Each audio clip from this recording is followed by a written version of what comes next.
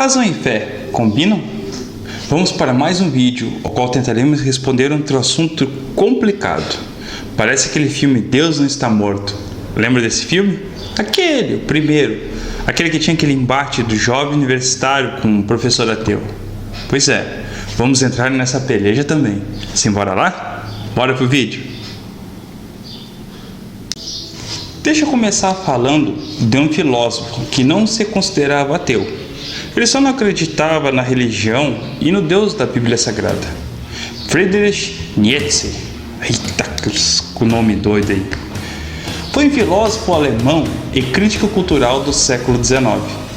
Ele diversas vezes cita a frase Deus está morto, onde ela aparece pela primeira vez no livro A Gaia Ciência, de 1882. Mas essa sentença, Deus está morto, significava que o filósofo não queria dizer que a entidade divina tinha deixado de existir, e sim questionar se ainda era razoável ter fé em Deus e basear nossas atitudes nisso. Nietzsche propunha que, recusando Deus, podemos também nos livrar de valores que nos são impostos.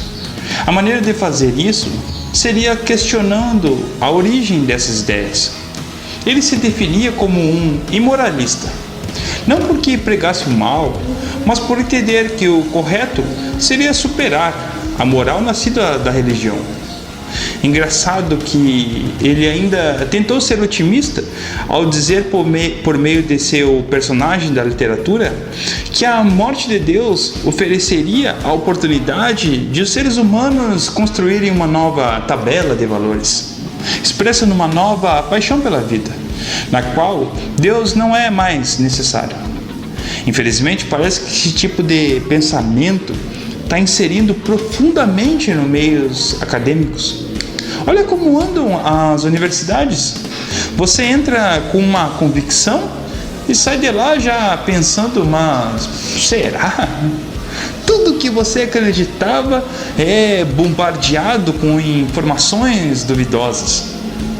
Aí você já fica com aquela pulga atrás da orelha e se questiona, afinal, razão e fé combinam? Ah, irmãos, sei que tem muitas pessoas ditas intelectuais que vão nos dizer que fé e ciência ou razão não combinam. Quase que está achando assim, bom, você é cristão, então não vai ser um bom intelectual. Nossa, o que dizer então de gênios como Newton, Copérnico, Pascal, Pasteur, Descartes, Dostoiévski, C.S. Lewis e Chesterton? Hein? Pois é, eles eram intelectuais de primeira linha e crentes absolutos no Deus da Bíblia Sagrada. Deus está acima de tudo, da ciência, do mundo, de todos nós e até mesmo acima da própria fé, como seu autor e consumador. Tudo o que é descoberto pela ciência provém da permissão divina, em quem estão escondidos todos os tesouros da sabedoria e da ciência, que concedeu dons e capacidades ao ser humano de criar e conhecer a semelhança do seu Criador. Mas deixa eu te levantar 3 pontos e iremos diferenciar fé e razão. Vamos lá? Primeiro ponto, fé. Os mistérios de Deus são tão profundos que a ciência não consegue alcançar. Até mesmo a teologia não pode conhecer os segredos divinos, a não ser pela revelação dada por Deus. Desde que a humanidade pecou, está em busca do conhecimento do bem e do mal. Contudo, precisamos reconhecer que existem mistérios que não foram revelados. E por isso, não nos compete conhecer, a não ser por um propósito e permissão do próprio Deus. Sabe, meus irmãos, os posicionamentos científicos, eles oscilaram durante a história, dizendo ora uma coisa e depois, com o tempo, a própria ciência desfez seus conceitos antes estabelecidos. Enquanto isso, a palavra de Deus permanece a mesma eternamente. O grande desafio para nós cristãos hoje não é desmascarar a ciência, nem mesmo usá-la para comprovar a nossa fé. Devemos, acima de tudo, manifestar o amor, pois a fé que atua pelo amor, o amor é a maior força que temos para demonstrar a nossa fé. Portanto, nós não conseguiremos provar nada apenas com debates e discussões acaloradas. Precisamos manter a nossa fé através do conhecimento da verdade e viver o que cremos pelos atos do amor, pois somos um povo de coração aquecido e mente esclarecida. Segundo ponto, racionalismo. Diante dos mistérios de Deus, muitas pessoas optam pela razão em busca de respostas técnicas e exatas. Mas isso é fruto da sua decepção, ao não encontrar as respostas do jeito que elas gostariam. A lógica de Deus se baseia na fé, através do seu poder sobrenatural. Muitas pessoas usam da razão e argumentos científicos para basear sua incredulidade. Isso gera uma vida vazia e triste, sem sentido, sem a graça de Deus. Deus é a essência da vida, e somente através de Cristo podemos ter essa vida abundante. Para quem vive sob a tutela da ciência, voltar à religião seria estar em dependência. Desde que a humanidade provou do conhecimento do bem e do mal, passou a se esconder do seu Criador, buscando esconderijos e desculpas. Lembra do Jardim do Éden? Quando Adão e Eva comeram do fruto proibido? Pois é. Ainda estamos vivenciando aquele momento. Terceiro ponto, fé inteligente. Quando a fé é unida ao conhecimento para o ensino e preparação na palavra, a razão se torna um instrumento a favor da fé.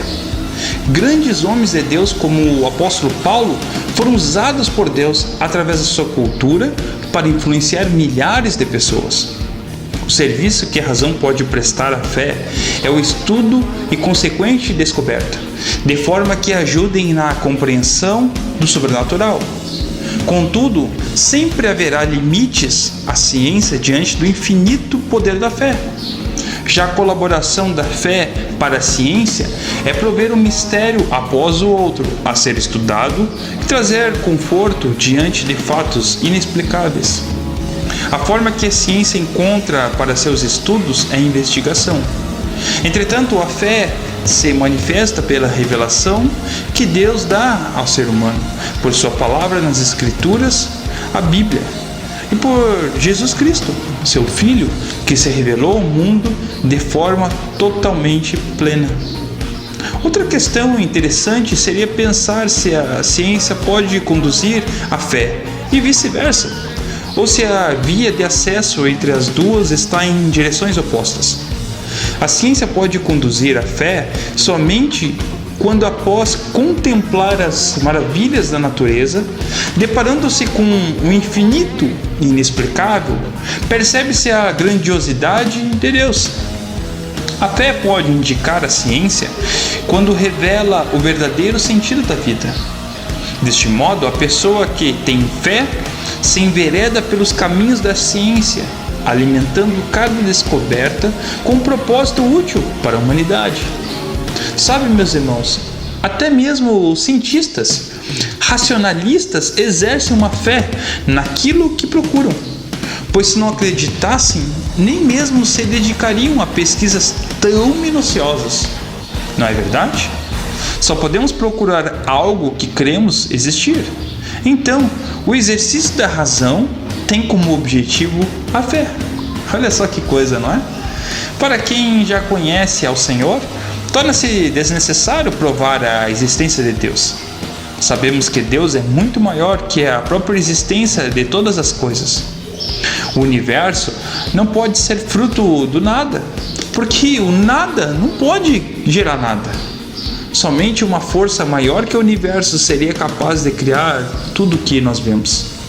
O caos seria incapaz de gerar a organização do universo que age de forma sincronizada.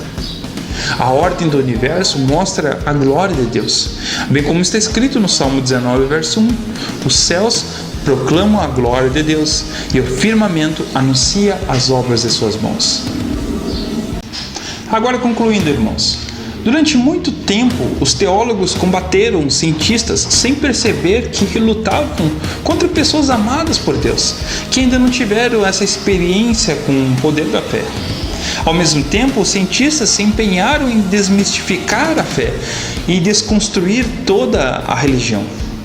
Em meio a todas essas batalhas de cosmovisão, conseguimos ver surgirem cientistas como Werner Keller, que escreveu o clássico E a Bíblia Tinha Razão, usando os argumentos científicos para confirmar a história bíblica. Com o tempo, vários outros cientistas se renderam diante da religião, conhecendo os limites da ciência diante do infinito da fé. Diante de tudo aqui exposto, acho que a maior contribuição que nós podemos dar para a humanidade é ajudar na compreensão do sobrenatural, levando a uma fé em Deus. Acho melhor crer do que ficar somente duvidando. Mas, e aí? O que você pensa a respeito disso? É um assunto muito vasto, mas eu quis aqui em poucos minutos tentar mostrar um ponto de vista. E qual o seu ponto de vista? Diga aí nos comentários. Deus abençoe a todos. Que a graça de nosso Senhor Jesus Cristo, o amor de Deus nosso Pai, bem como as doces e eternas consolações do Espírito Santo, seja conosco, não somente agora, mas para todos sempre. Amém e amém. Vai em paz. Deus abençoe, meus irmãos. Em nome de Jesus.